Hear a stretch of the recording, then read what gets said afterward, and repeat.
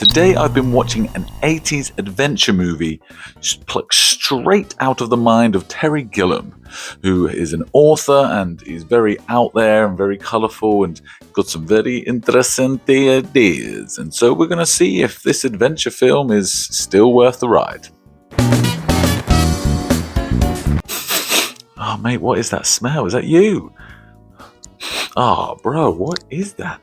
That is genuinely like cow pat mixed with cheese, and then someone's thrown like a rotten egg on it.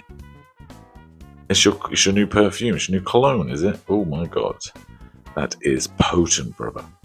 Oh, please do not wear that next time you come into this house. Got pheromones in it. Or for the ladies. Oh. Do you want to send me that? Send me the link for that, please. Yeah. Oh. Hey there. Hey up, lad, it's Ray Fandango. Hello all and welcome back to another episode of what I like to call Ray Fandango Talks Movies. I love the movies. I love good ones and I love bad ones and I love old ones and I love new ones. I'll watch them all because why not?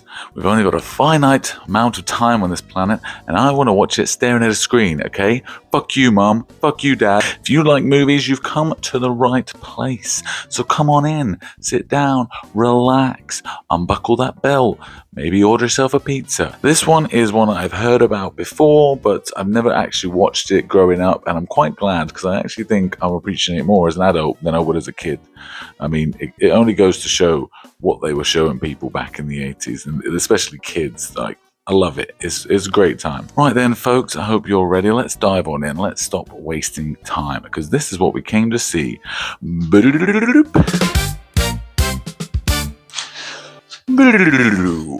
Okay, folks, so as I said, we've got a lovely 1981 movie named Time Bandits. That is right. It is Terry Gilliam's produced, directed and wrote this film, I believe, so that's why it's pretty out there, you know.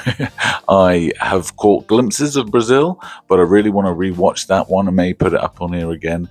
I've tried his books, unfortunately, not for me. I mean, there was when I was younger, so maybe, like I said, as an adult, I might appreciate it more. Who knows? Oh, this film. Oh, I had a lot of fun with this one. It's essentially what I'd like to say is that it's like Monty Python wrote a kids' film. That's what it feels like to me, honestly. It's got a fair few famous faces. Like I said, you've got John Cleese and Michael Palin from the Monty Python, and you also got a little Sean Connery in there. Oh yes, being all sexy and golden brown. Runtime is a lovely 116 minutes, so a little bit on the long side, but there's a lot in it, so I can understand why they had to sort of pack it in. I mean, some of the set pieces are pretty insane. The premise of the story, let's get into that, is this kid gets on an adventure with a bunch of thieves that like to go through time and steal people's like treasure from through time.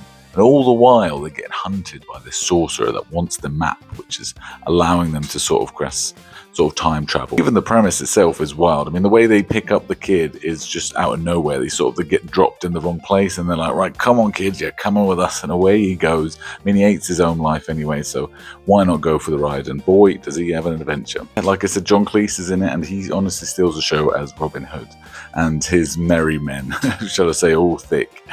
And there's a point when I think he's going to anoint some of them, you know what I mean? And they come forth and they give him some stuff and they punch him around the face and he's like, oh, is that necessary? And it's like, yes, it is necessary. Okay, right, keep on going then. So everyone gets a little punch in the face and they end up on this boat in the sea and they're sort of going through the ocean, and the next thing you know, the ship just sort of comes out of the ocean. You're like, what is going on? And they're just on top of a guy's head.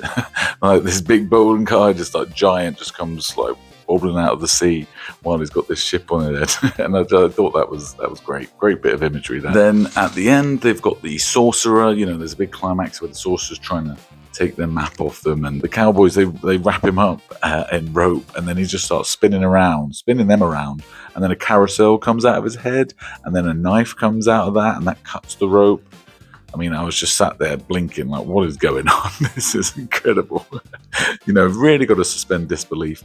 But, I mean, that's what films are for, right? Yeah, so I think it's a really good film. You know, I think ultimately, though, I think I would have enjoyed this film if I was a kid in the 80s. I can't, I really can't stress that enough. But I think as a kid, I probably would have lost interest a little bit. It is quite a long film, and some bits are quite slow, and I don't know, I probably wouldn't have got it. I wasn't a smart kid.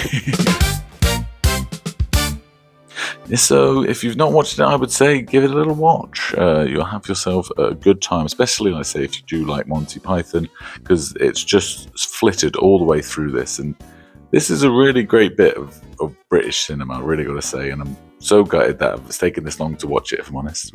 And so there we have it, folks. Thank you very much for watching. I want to know, obviously, if you've watched the film, did you like the movie? What was your favorite part? Did you like the style of it? That's quite, obviously, very whimsical, very out there. Terry Gilliam was probably on a lot of drugs. So tell me, what drugs do you think he was on? Have you read his books? And do you think the movie is better than his books? I don't know. Let's have a look. But yes, please comment, like, subscribe, share, do all that jazz for me if you would like. Up to you. Do as you please. And as always, I will leave you a little bit of Ray Fandango's food for thought. So, honestly, I keep thinking, I wonder how many animals, apart from ourselves and, gorillas and monkeys, how many animals would take over the world if they had opposable thumbs? Now, there was an advert a long time ago about cats getting opposable thumbs. That was quite funny and amusing. It really sparked the idea in me, Imagine if chickens had arms. What about, like, how many creatures would be more scary if they had wings? A flying spider, you're fucked. What is that? You know what I mean? Like, don't come near me. I don't want none of that shit. Is it an animal that you think would be scarier with opposable thumbs or wings? Anyway, I think that's all we've got time for. So thank you again for watching. I will see you next time, where maybe I might come a little bit into the future. Maybe. Who knows? So you'll have to find out next time. Anyway, guys, stay weird. Okay, yeah. I'm getting used to it. I am getting used to it. Yeah, and so you say it smells obviously horrible to men, but to the opposite sex, yeah, it's good, right? Yeah. Oh, that one hurt. Oh, okay, if you say so. Yeah. How about you call your mum over?